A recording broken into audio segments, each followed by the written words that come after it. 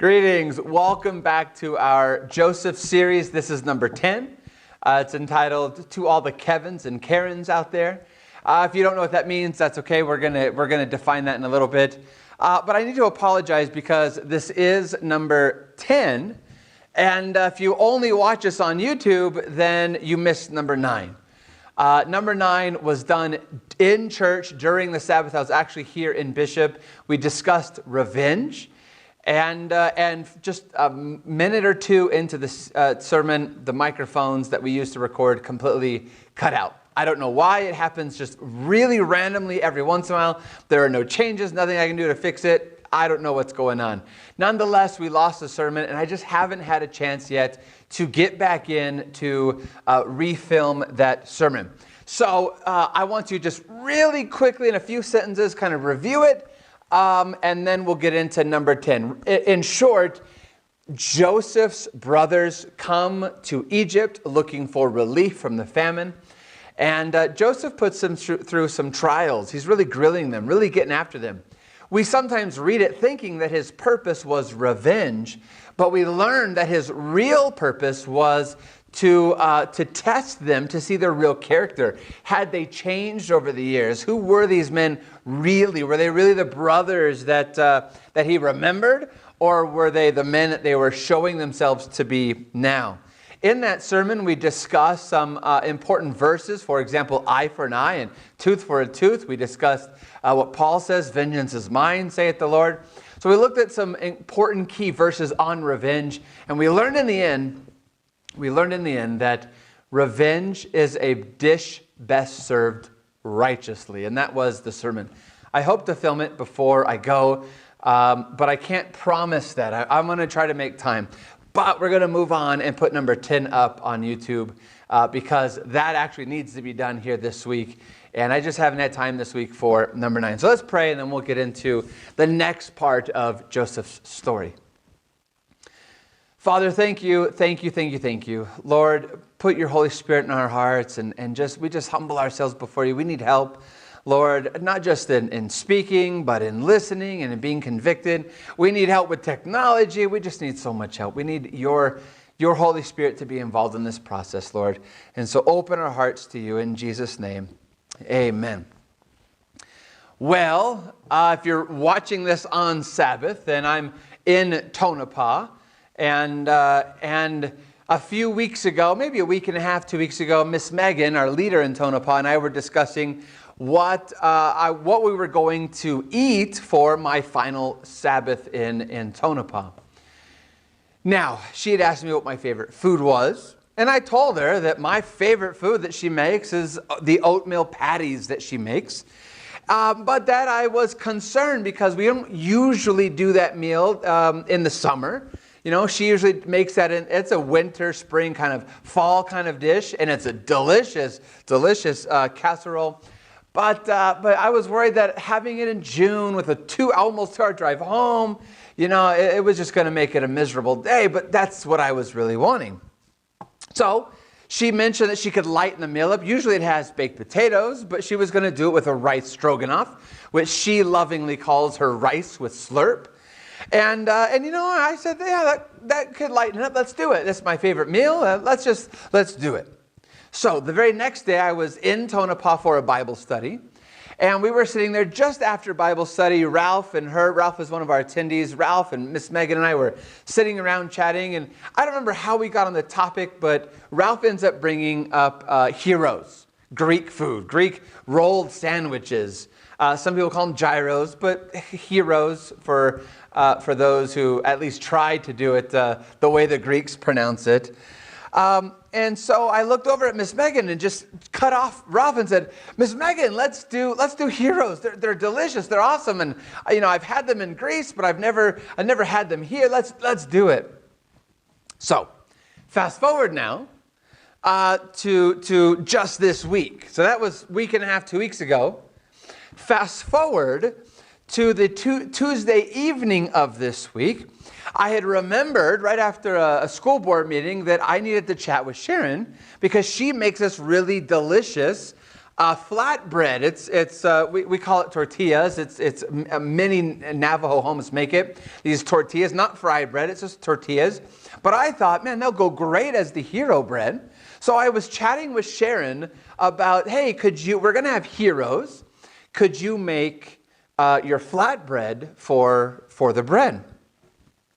Now, we've been married long enough that I know that when she says yes, and she doesn't really mean it, I can tell, and I'm sure it's the opposite way. When I say yes or no, and I don't really mean it, you can kind of see it in each other's eyes or in each other's faces. So she said, yeah, I can do that. And there was something in her face that I could just tell. She wanted to say no, but she ended up saying yes anyway. So I said, hey, what's going on? What are your thoughts? And then she said back to me, and I never knew this in the 6 years, I didn't know this, but she says, well, if it's our last Sabbath, my favorite food is Miss Megan's oatmeal patties. And I said, oh, no, that's what we had planned. That's what we were going to do. And that's my favorite food too up there. And oh, man, we just changed it at the last minute. Story's not over. Sharon then says, too bad. I was hoping we'd have her oatmeal patties, which is my favorite food, alongside my other favorite food that she makes, her rice with slurp. And when she said that, my mouth hit the floor, my jaw hit the floor, my eyes were this big. I lowered my head in shame, and I told her the story that I had just told you, that was the exact plan by just random happenstance, because usually it's not rice and slurp and oatmeal patties together. It's usually oatmeal patties and baked potatoes, but I didn't want it so heavy, and so she was going to, the exact meal that I wanted was the exact meal that Sharon wanted, but in my worry and concern, I had changed it before chatting with anyone, and as I was telling Sharon the story of how the change happened, she was laughing and I was laughing.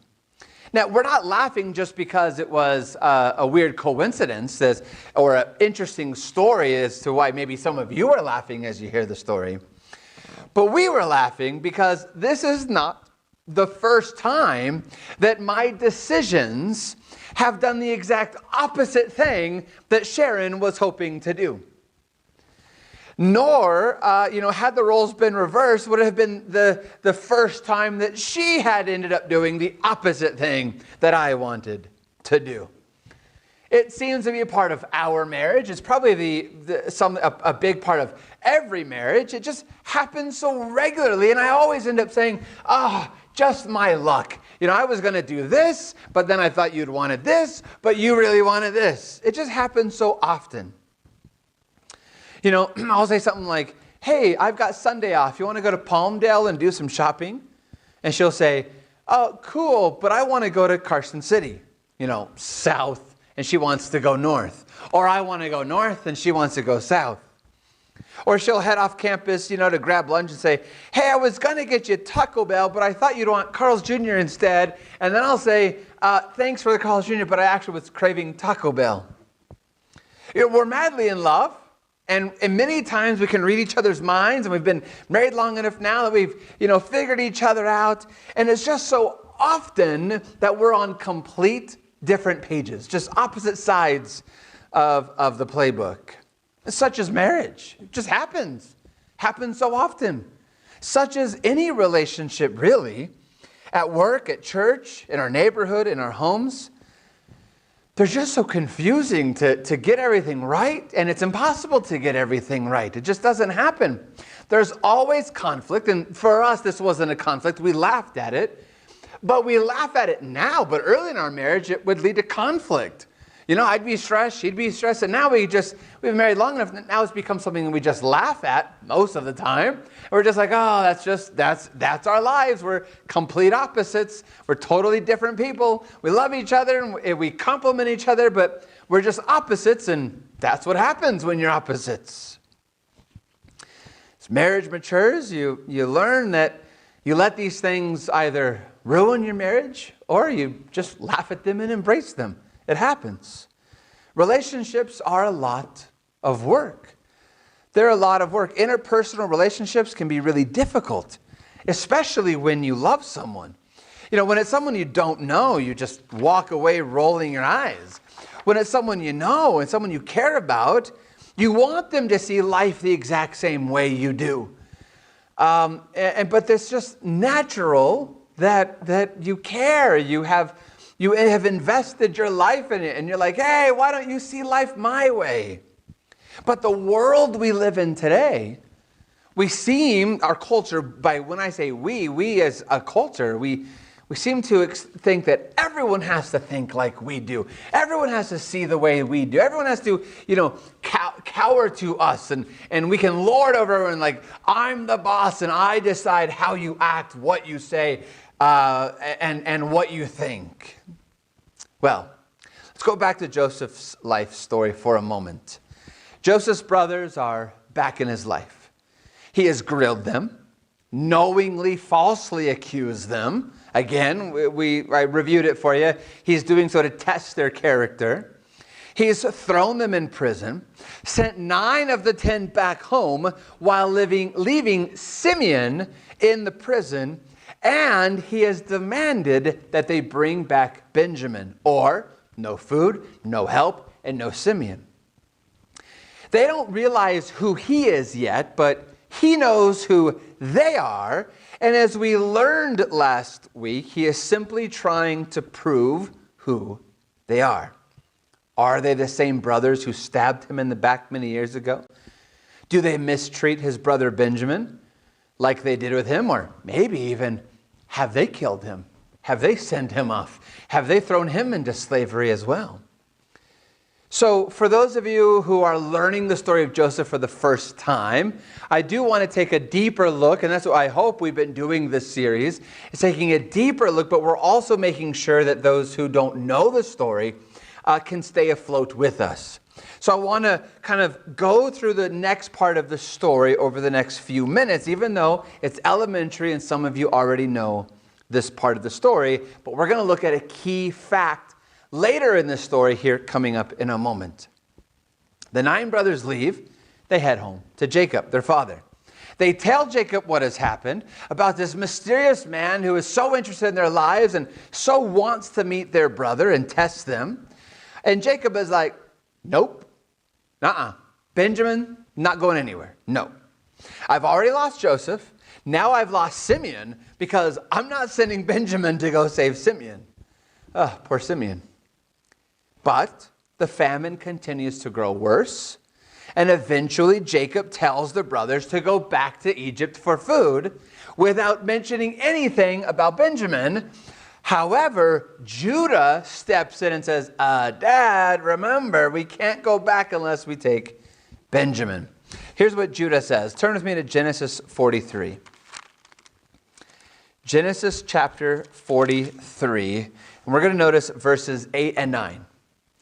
Genesis 43 and verses 8 and 9.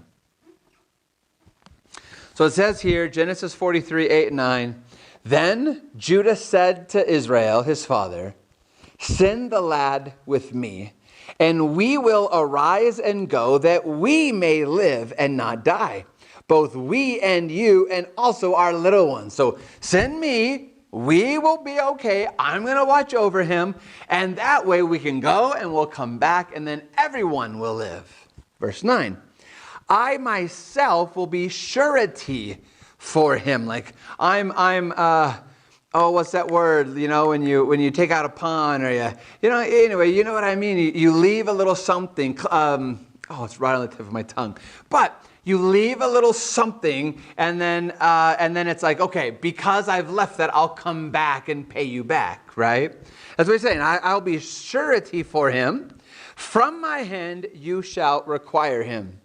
If I do not bring him back to you and set him before you, then let me bear the blame forever. So, a few weeks ago, we discussed in a sermon call about guilt, we discussed Judah's story, and I mentioned that we were going to come back to it later. Judah, who had been a part of betraying Joseph, who then left his whole family, left his brothers behind, and went into this life of just one bad mistake after another. He's carrying the guilt of what he had done to Joseph on him. But now we see a Judah who has repented of his sin, someone who's standing up for what's right. Instead of leaving his problems behind like he did in Joseph, he did like, I can't take this, I'm walking away and trying to bury my guilt. He's now learned, hey, I will make it right. I will be payment for Benjamin. If he doesn't come back, my life is on the line for him. Once carrying the guilt of what he did to Joseph, now carrying the blame if anything was to happen to Benjamin. This step of being willing now to lay his life down for his brother is a learned response to repentance. He carried his guilt. He made problem after problem, sin after sin. It didn't help anything. It didn't fix anything. So he fixed his life up. He repented of his sins. And now his character is one showing that he's willing to lay his life down now for his brothers. This willingness makes him worthy to Jacob, his father. It makes him worthy of the line, the blessing to the coming Savior, and why Jesus will forever be immortalized as the Lion of Judah. So, Judah doesn't go alone with Benjamin.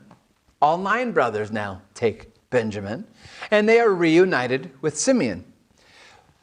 But Joseph desires to test them more. He doesn't reveal himself yet. He sees his brother alive, Benjamin.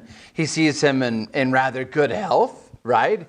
He doesn't see him bound or beaten or ridiculed. He sees him in rather good health, but he wants to make sure that this is real and legitimate. Is Benjamin actually healthy and happy? So he decides to test them more. He throws a dinner and seats them by order of age, from the oldest to the youngest. It's almost like a little Easter egg for his brothers to find out, or to figure out that he knows something more about them than they realize. Let's read this part of the story. Genesis 43. Let's go to verse 33 and 34.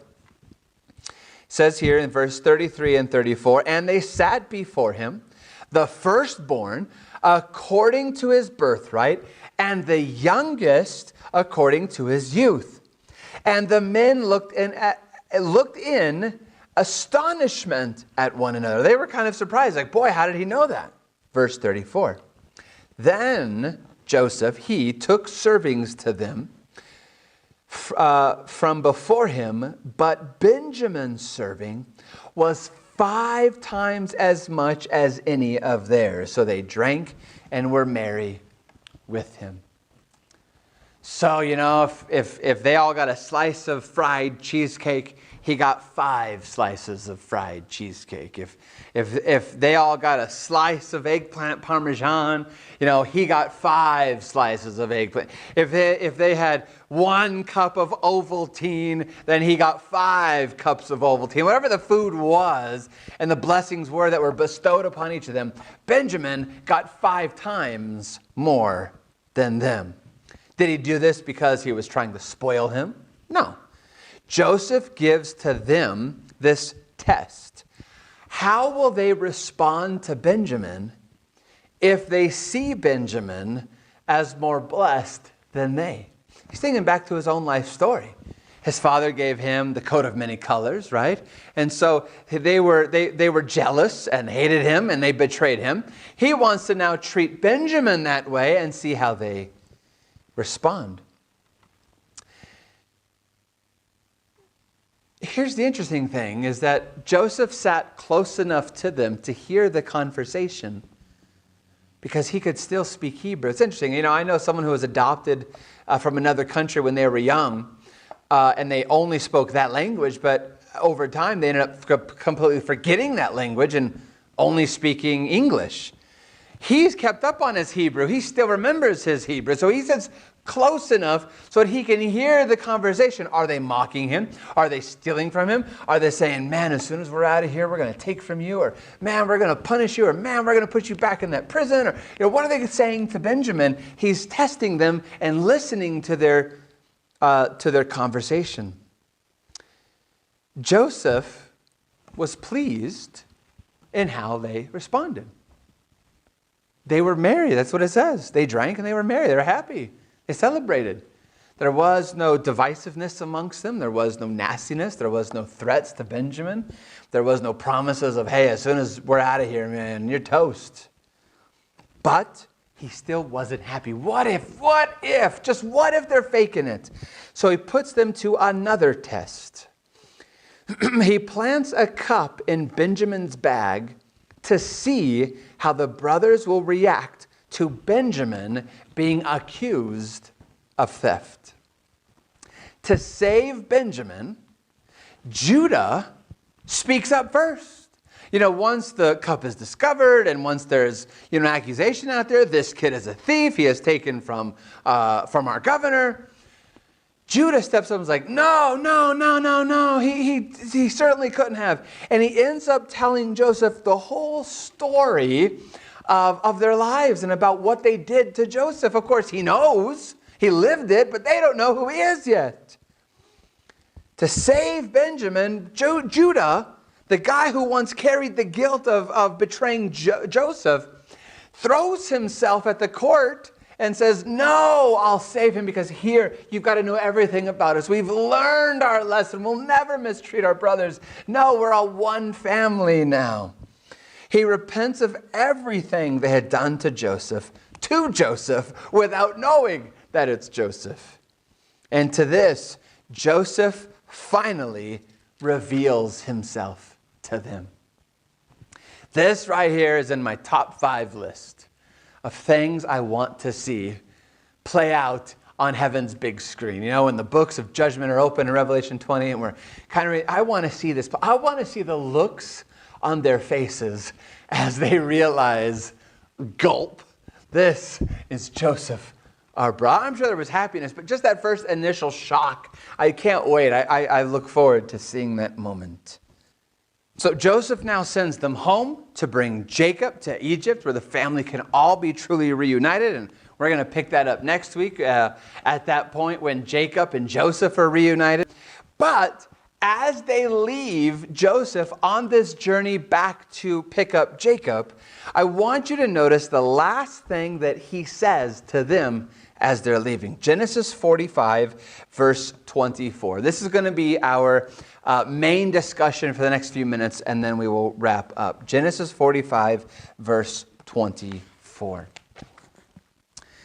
He says in verse 24, so he sent his brothers away, and they departed, and he said to them, see that you do not become troubled along the way. See that you do not become troubled along the way. Now, the New King James doesn't actually quite have the translation down perfect. King James, a lot closer. If you're reading in King James, it's a lot closer.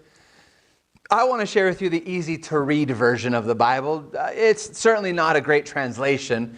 It's not a great translation at all, but actually in this verse, it actually hits it more on the head than any of the other verses. It says it this way. Then Joseph told his brothers to go. While they were leaving, he said to them, go straight home and don't fight along the way. Now, the book Patriarchs and Prophets actually confirms that this is what Joseph actually said. It says this, page 231 of Patriarchs and Prophets, then, fearing that disputes would arise among them on the homeward journey, he gave them, as they were about to leave, the charge, and then she quotes the King James, see that ye fall not out by the way. So he wasn't just talking about trouble. He wasn't just talking about thieves or robbers along the way or broken wagon wheels. He was actually saying, guys, don't be troubled towards one another. Don't have a falling out is really what the King James is getting at, right? Don't have a falling out along the way. Don't stir the pot, boys. Don't get greedy. Don't get selfish. As Joseph was going to be apart from them for a bit, physically, he was worried about how they would treat each other in his absence. You know, in front of him now, everything's all okie dokie. Everyone's all happy, merry, hugging each other. He's like, guys, while we're not together, while you're separated from me physically, don't cause trouble amongst each other. The Hebrew here is the word for earthquake. Literally, it's translated more often in the Hebrew into the English, into the Bible, into the Old Testament as tremble or shake or earthquake. Don't shake up what we're building. Don't tremble at it. Joseph knows that there is an enemy. And he's telling them, be vigilant, guys. This is about the salvation of our family. You know, in good times, this is when the devil loves to attack. He loves to attack when something goes good. That's why so often we feel like for every step forward I take 5 steps back, right? So often we feel that way because the devil loves to attack when things are going well. He doesn't want things to go well for us.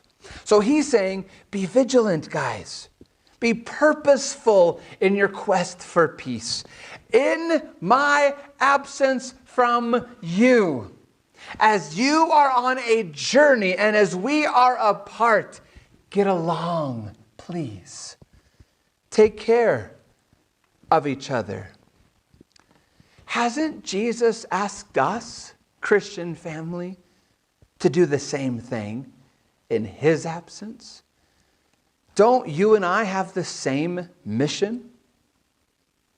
Right? You and I have a mission. Just like they had a mission. Go home, get dad, come back. We have a mission. Go out, grab people separated from Christ and bring them to Christ. Stay focused. Get to it. Get it done, right? Get her done. Focused on the mission. And while you go out into the mission field, take care of one another. Don't be distracted by infighting.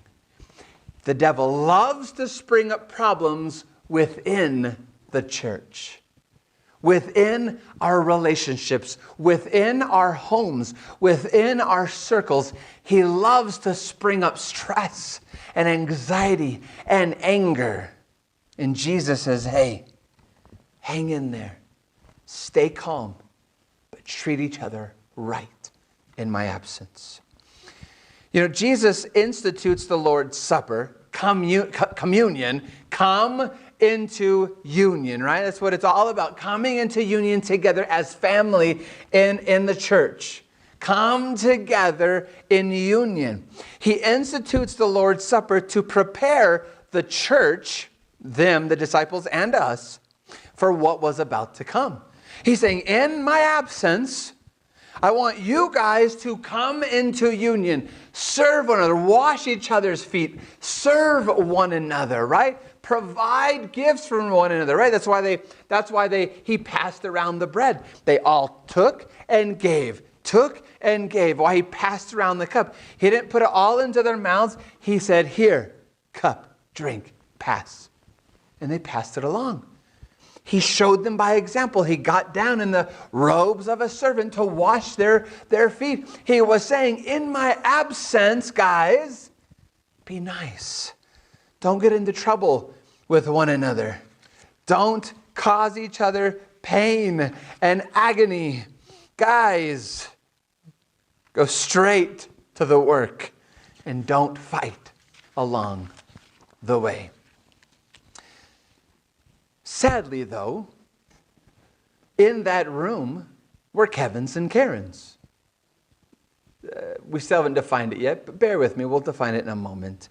In that room, in that upper room, there were people whose hearts were about themselves, who didn't want to come together in union, who wanted to attack one another. Notice, this is exactly what it says in Luke chapter 22. Luke chapter 22, we'll start reading at verse 24. Right before that is the institution of the Lord's Supper, for them to come into union. And this is how they respond to what has happened. He has served them. He has washed them. They have served each other. They have shared of the Last Supper emblems of the juice and the bread. And then, notice what they do. Literally, right after this, verse 24. Now, right there. It literally, they just stopped talking about the communion. They just had it. And then it says in verse 24, now, there was also a dispute among them as to which of them should be considered the greatest. This plagues our church. I don't just mean our local church. I mean the Christian church. This plagues our church. Jesus says, this is how I want you to treat each other. And we somehow hear, I'm the greatest of them all. This kind of heart plagues the Christian church, that I'm better than everyone else. He just has said, I'm laying my life down. My blood will be poured out in the new covenant. And now, rather than come into union,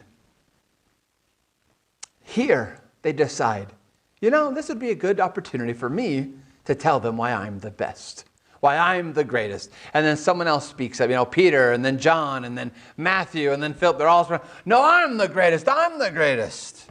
So what does Jesus say? How does he handle this? Let's keep reading. Let's read what he says, 25 through 27. And he said to them, the kings of the Gentiles exercise lordship over them, and those who exercise authority over them are called benefactors.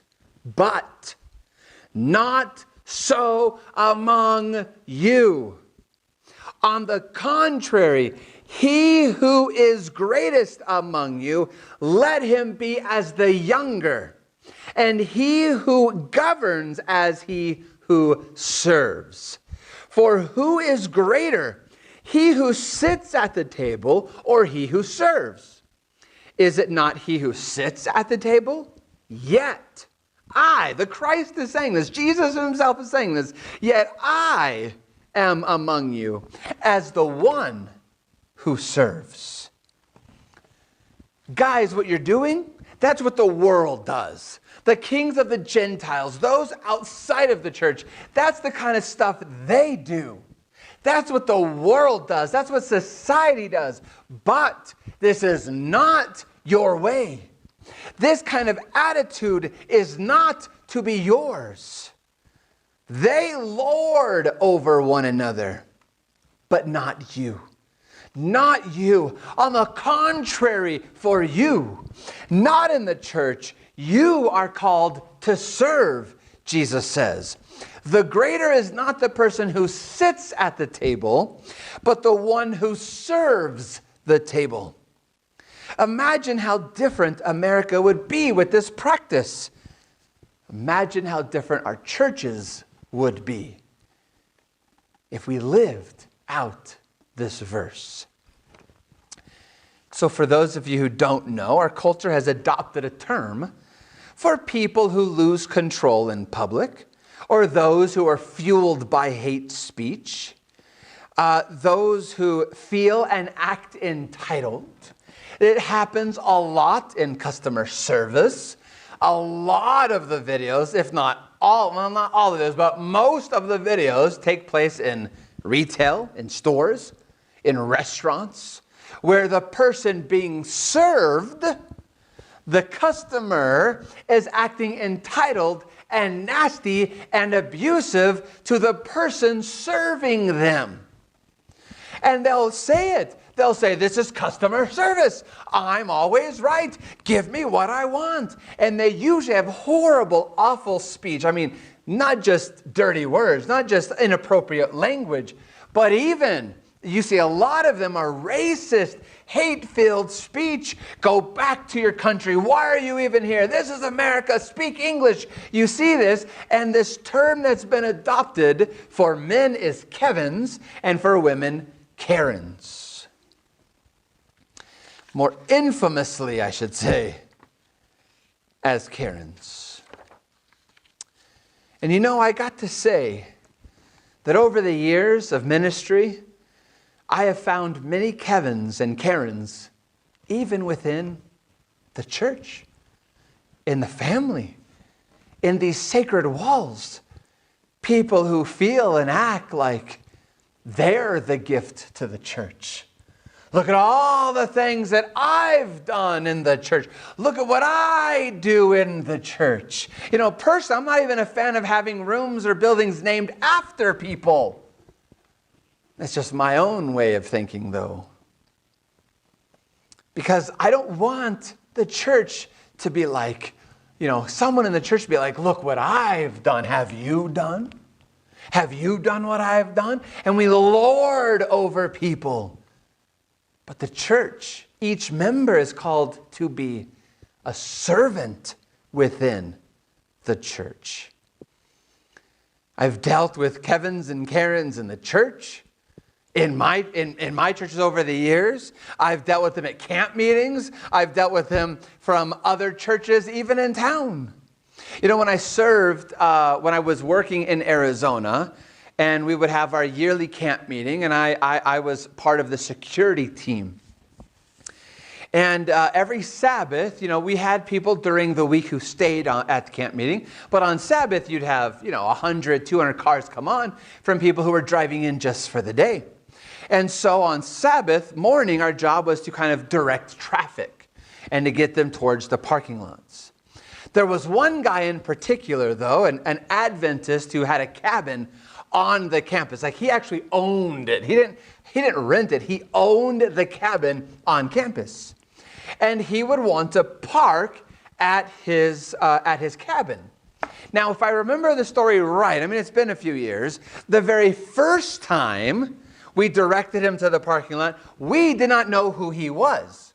We were given the rule by our superiors, everyone parks in the parking lot if they're coming up for the day. No one comes in.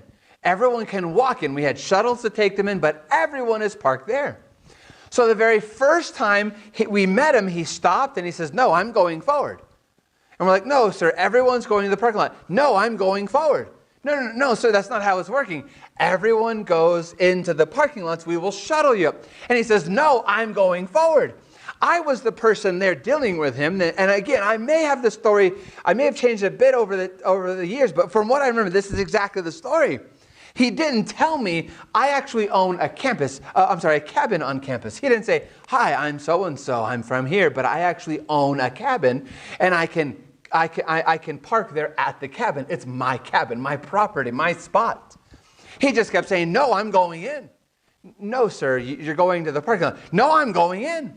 And he ended up just shooting past us. I remember having to kind of step back so my foot didn't get run over by his back tire.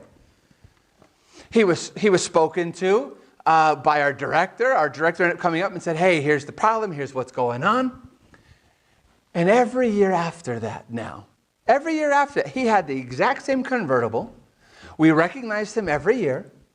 And it was I always had the spot at the front gate. The other security had other parts of the parking, but I was the greeter. I was the guy who's like, hey, how are you guys? Happy Sabbath. Hey, if you could go this way, we'll direct you to the parking lot. We're going to take you up and shuttle you back. I'd have that whole spiel. But every year after that, I was just going to, as he pulled up, I was going to say, hey, good morning, sir. Welcome back. Yeah, come on up. You can go to your cabin. But every year after that, he would hit the gas. Vroom. That second year, the first time I'm like, I want to step out and like, hey, how are you? Welcome back. Yeah. First time, I literally had to jump back, not for my toes. I literally was almost hit by him as he gunned it through the gate onto the property. He got spoken to by the director. Hey, they were just going to welcome you. Stop now. Next year, vroom, next year, vroom. He felt entitled. That was his cabin, his spot. He was too good to even stop and say, hi, good morning, happy Sabbath. He was going to make a scene because one time we directed him to the parking lot because we didn't know who he was. Hey, he wanted to go celebrate Sabbath. Too often, this happens within the church. Sabbath is about me. Church, it's about me. This building, it's about me. Look what I've done. Look what my family's done. Look at all these things. Virginia, my sister, was just mentioning the other day how difficult it was at camp meeting working the snack bar because, sorry, I'm just sharing the story, but because of how many vegans, not all, but many vegans would act as they come to the snack bar. She said one or two families in particular every year made it this point that they were going to order the corn dogs, and as soon as they wanted the corn dogs, they were going to say, does it have milk in it? And then Virginia would go, yeah, it has, what's it called? Caseinate, which is a milk product in the batter. And they'd go, rah, rah, rah, rah, and make all this commotion. Every year, it was the same thing. They were going to get angry because there's caseinate in the batter. Instead of just knowing, okay, the batter we use has caseinate, so we're not going to order corn dogs every year. We want corn dogs. Why do they have caseinate? Blah, blah, blah. Just always make trouble for the girls who don't do the ordering. And look, every restaurant, isn't that the same? There's a policy made by someone in a building somewhere else, and yet the server at the front who's making your food or taking your order or working in retail and scanning your clothes or your food products, they're not the ones who make the policy. And yet who hears it from the crowd? The person at the front, the person making a minimum wage. And it's interesting to me because they're told, you are making minimum wage, blah, blah, blah. They're always put down. They don't make policy. They're not the ones making the rules. And I've spoken with many young people over the years who work retail or work fast food. Boy, do they have stories they've shared with me about some of the pastors in town, and not just here, but other places. Which Christians, which Adventists even, come in acting like they own the place. And it's so sad when you hear these stories because not only are we not called to be acting like this, but these young people who are more often than not working the fast food, our young people see what we're like outside of these four walls. There are too many Kevins and Karens in our world, in our society, but sadly there's too many within the Christian church as well. Jesus said not to lord over one another, but to serve one another. Family, as Joseph said, go straight home and don't fight along the way. We're on our way home, are we not? Heaven is coming. Jesus is coming. May the world see nothing but love in our actions. Even when we disagree, even when we see things differently.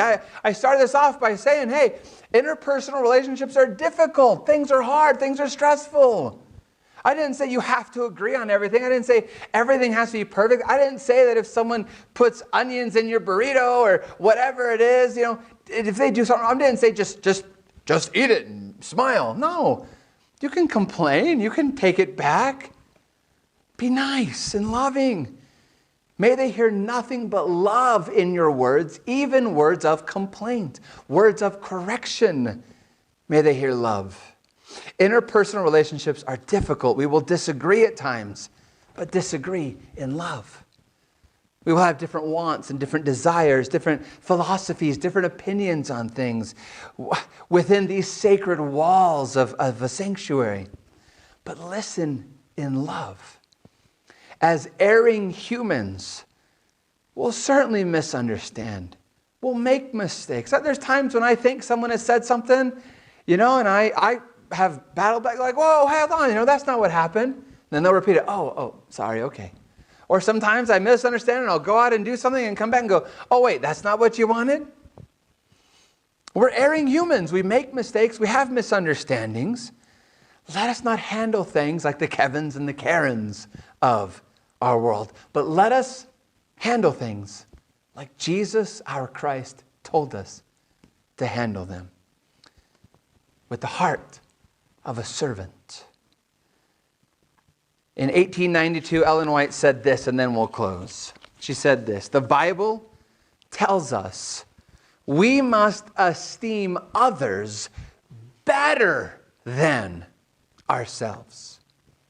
You must love one another, be kind and considerate one toward the other.